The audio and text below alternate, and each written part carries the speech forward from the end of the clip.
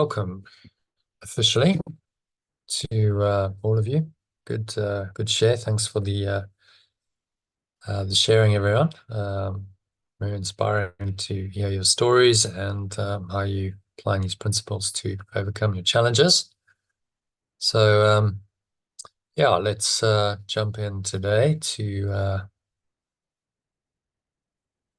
start into our email, the daily quotes, and that'll bit of teaching around that, and then that'll prepare us nicely to do the lesson.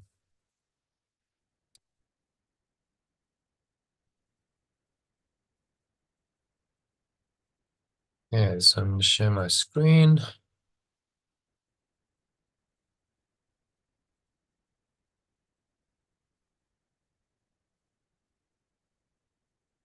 So Len, if you can read that headline quote for today.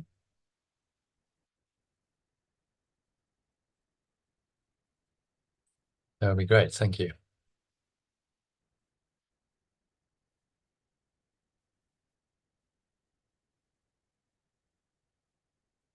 Okay, Len, are you there? Sorry, I couldn't unmute myself for some reason. Mm. Okay. Let me turn that. I'm on my phone. I still can't get logged in on my mobile. On my laptop, it's driving me balmy. Okay. For vengeance is an emptiness, and he that seeketh it wasteth himself. Yeah. And there's this picture of this kind of bleak wasteland. Yeah. It's a poem, a great poem called The Wasteland by or Wasteland, The Wasteland or Wasteland by T.S. Eliot. Which is definitely worth reading. There's a lot of metaphysical truth in it. So So vengeance against someone else. Or vengeance is an emptiness. well, hmm, hmm. Uh-huh. And what does he Yeah, mean by I had a bit of a vengeance? realization about that. Yeah, yeah. Do you want to share Yeah. that? Um, no, can't really. Hmm, I hmm, just thought I've been mad at somebody hmm. and they're still, still Yeah, you don't have to grating mention at names. me. Hmm, Sorry. hmm. You don't have to mention names. It's just your Yeah, own, no, I'm not going to. insight. And Hmm, yeah, it's still grating at me, but I realised that it's like a punishment to myself. It's just hurting me being hmm, mad at that person. And I keep saying hmm, to myself, that person's just teaching me stuff, and it's like, oh no, I'm so mad hmm, at them. Oh, hmm, hmm, yeah. hmm, So, yeah, I might need some help with that, Jono. I was thinking I might book a one-to-one or something with you because just, hmm, it's I hmm. don't want it in Let's do me it. anymore. Sure. Yeah. Yeah, it's not a nice energy, is it? No, Vengeance is anger, and yeah. anger Well, feels the ego loves it because it strengthens the ego. So the ego gets off on anger. yeah. Um, if you're honest, it doesn't make you feel good. It doesn't make you feel happy. That's exactly what I've just said. It's Mm, horrible. It feels terrible, and mm, I have got anger rising like up and down. Like mm, I haven't known it. I haven't felt like it for decades, mm, I'd say. mm. And Yeah. so it feels terrible. That like I'm so much more aware now than I've ever been in my life, and yet I've got this anger that I don't even know where it's coming from. No, but that's the whole point. You're more aware than ever, and so what was buried for decades is now coming up so that you can look at it and release it so you can be free of it. Yeah, I'm trying and I'm not succeeding on my own. Mm, So mm, yeah, I can't. Yeah, I need some help with that. mm. Okay. Yeah, Yeah. Well, let's just message me privately after the I session. will. Yeah. work out a time, and go through a process, the 10-step Yeah, letting go process, or instrument for peace, or both, to clear it. yeah. So it's just a feeling in there. It's a strong, anger is a very strong feeling. And vengeance, very strong emotions, which cause havoc. I mean, look at what happens when we act in anger. You only have to look Mm, at the devastation of war yeah. to see that. It's hugely destructive. And really all it is guilt projected outwards. You're just projecting your guilt onto the other person or So, people or thing. It can be an object. so It my can be guilt for what? your Or I don't guilt for know. separating from God. Ah, that guilt. Yes, deep-seated. Okay. Like you did it to yourself, but then you don't want to admit that. The ego doesn't want to admit that and go, Yeah.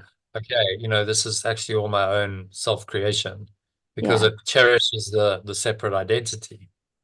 Yeah. Okay. Because I feel, yeah. So if I feel separate to a person, I'm just feeling separate. Yeah. Oh, Yeah.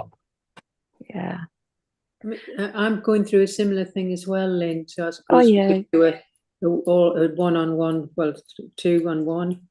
Okay. Yeah.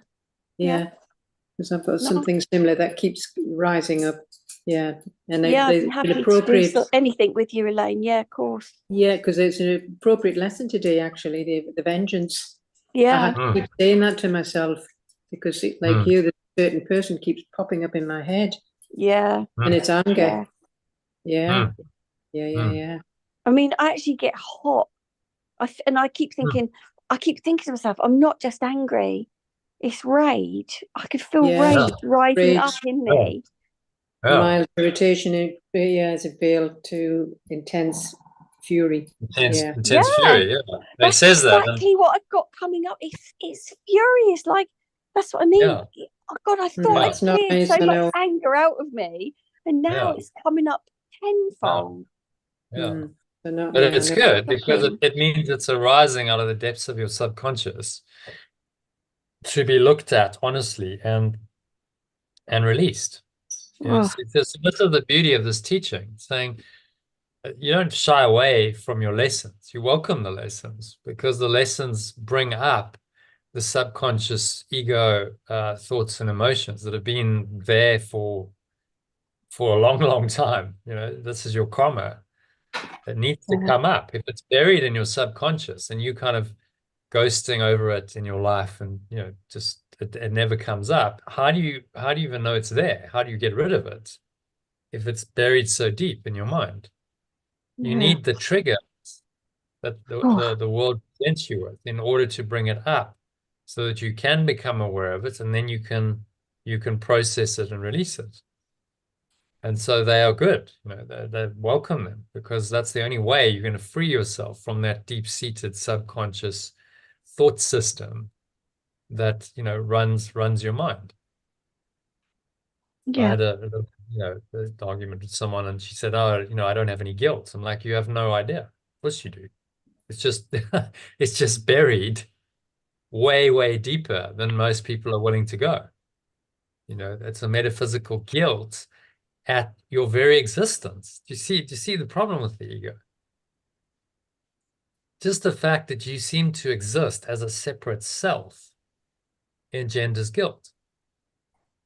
Because in order to exist as a separate self, you must have denied your source, who you really Yeah. are, pure oneness of perfect love. You cannot Okay. separate a separate identity and also be one with that awareness. You must have denied it. So at the very core of the ego, it feels guilty just for existing. And this is why you'll never make it work. Its very existence breeds guilt and sin, and then guilt and sin demand fear and and punishment and anger and attack come from the fear and the guilt. They get projected out. So as long as you identify with the ego, you will have guilt, sin, fear, and attack thoughts. You're never going to find peace of mind then. You can't with a thought system like that. And I don't want to feel mad anymore. I don't want it. I don't want. So your only I way wanna out of let this it go. thought system, you got to let go of the whole thing, not just, oh well, I'll just do some anger management. It's a start in these anger management courses. It's a start in starting to let go of some of that anger, but you got to drop your whole self-concept to get rid of it. The idea that you're a separate self is what needs to be dropped. And of course, the anger and the fear and the guilt and the sin perpetuate that separate self. Whenever you go into that angry state, what does it make you feel? Very separate from others. Because you're Completely. angry with someone or something else. So now I, subject, define myself as separate from the person or people or thing. We can do it to the weather even. You can do it. It doesn't have to be to a person or people. I define myself as separate in that moment of anger. Very separate. The more angrier I feel, the more separate I feel from that onto which I'm projecting my anger. Yeah, and then I feel terrible. Yeah. Terrible person. Feels horrible, and yet the ego just carries on, just wants you to carry on doing it. And somehow it's telling you that this is going to work. No, if you get really angry, then it's going to project your guilt and you're going to get rid of your guilt, and the other person's going to be guilty, and the other person is going to be punished by God, this concept of a fearful, wrathful, vengeful God. The other person's going to get it and you're going to be okay. This is what the ego tells you. But that's a complete lie. Because who gets it every time you're angry? You do. They don't get it. You get it. You get the pain. You feel that emotion. You feel less than happy and peaceful and loving and joyful. So immediately you go into anger, you suffer. The ego doesn't want you to realize that, but that's the truth. Yeah, I can feel it. I'm definitely suffering. Oh. Yeah. And then, you change. And this course becomes meaningful when you go, okay, enough. I'm done with suffering. Like, I have to do something different because this is not sustainable. I can't continue suffering like this. And that's when change happens. You go to the bottom of the ladder, being the victim, identifying yourself as a helpless, enervated little self, living a life of limitation, lack, loneliness, suffering, and inevitable death, with all the unfairness that involves in your mind. I'm unfairly treated, and inevitably, if you're a victim, you have persecutors, one or more persecutors in your life, don't you? You have to be a victim. You can't be a victim and not have a persecutor. So then life gives you the persecutors to give you what your victim identity wants, which is why it's all your own creation, your own projection.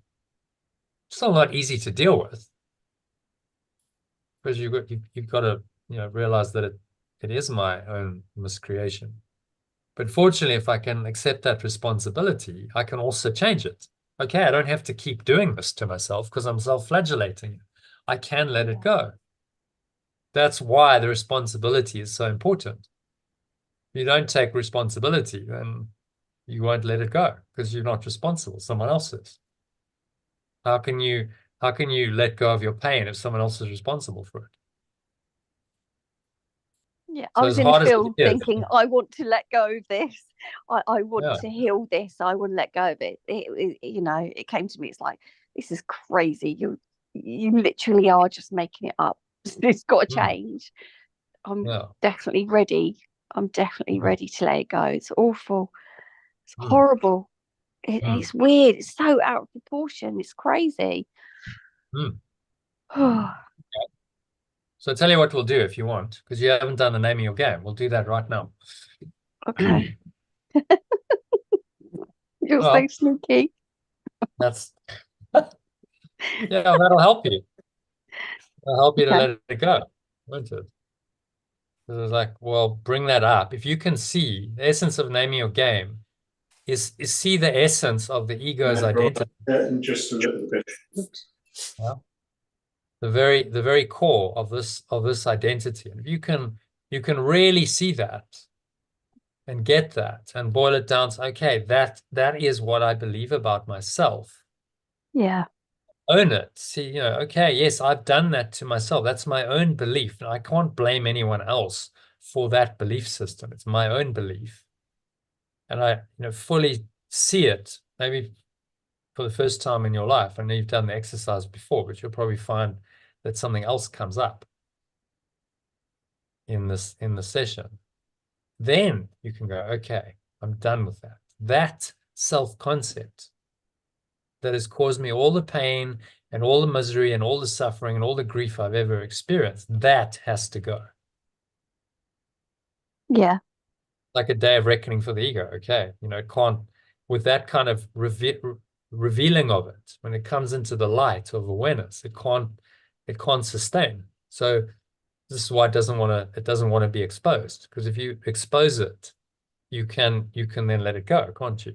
If it hides in darkness in your subconscious mind, is never exposed, then it continues. Well, I feel like I know all my faults, so, and I still can't let them go. So, but yeah, okay. But I'll what's give the it a key go. identity? See, it's the core self-concept that you want to get to. That's what the exercise helps you do. Okay, yeah. I mean, I take your word for it. I did like it when we did it last year. I didn't. Yeah. It didn't really The resonate benefit with of it. it is you only have to do one side of it. You only have to receive and not give it. Yeah. Everyone else has done it. Lane Bakung did it yesterday. Kim, if you up for it, if you don't mind giving the feedback, that would be very useful. So that Lynn gets that feedback from more people, and then we'll leave it there. We won't do the well, we could actually do your flipping of your flop if you want as well. Just mindful of the time. Maybe we'll do that on. Yeah. Can you join on Sunday?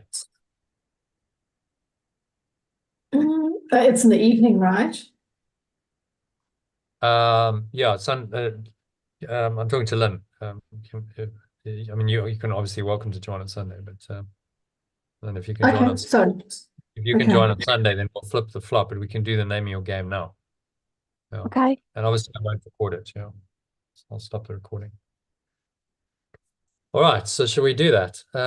So how it works, just to remind everyone, you're going to give Lynn, let's say, how many of us are there? Kim, Elaine, Bakung, so that's 3. Yeah, give her five bits of negative feedback. That has to be negative, and it's one word or phrase. Very short, simple, and the physiology is, Lynn, I see you as, and then you just give it, whatever it is, selfish, conceited, violent, angry, aggressive. Those are just random that I'm pulling out. So they don't apply to you necessarily, Lynn. And then Lynn says, Lynn, you'll say, thank you for showing me my shadow and helping me to release it. Namaste. So remember that. Thank you for showing me my shadow and helping me to release it. And you just need to put cameras on, ideally, so that you can face each other. Ideal is to do this face to face, and it won't be recorded. Lynn, I'll record it on Telegram to you only, so you've got the audio you can listen to later, and I'll also record the feedback so that you've got that. You don't have to worry about doing it. And then you can use that to do exercise 5 and 6. And then yeah, we'll do the turnaround for you on Sunday.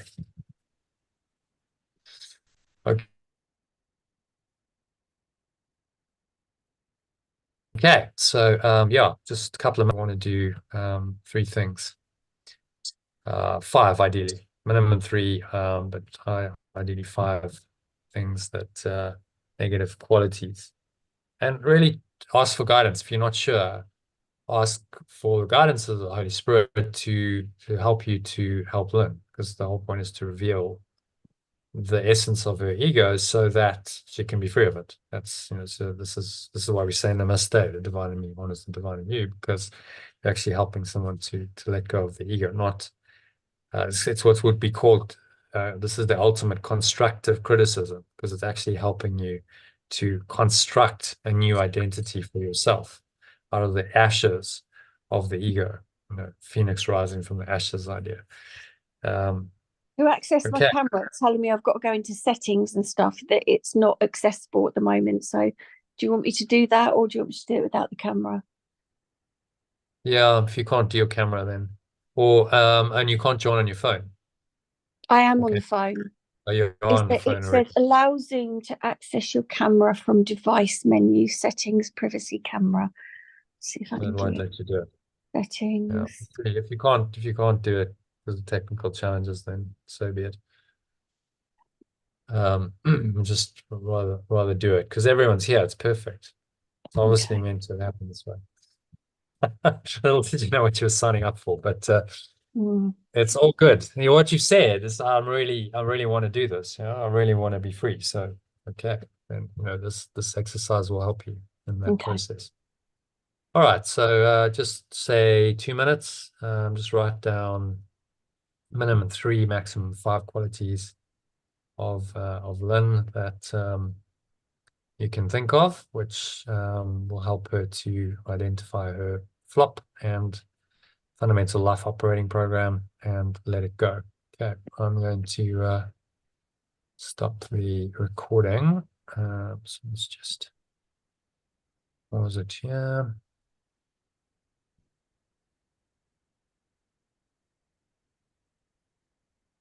And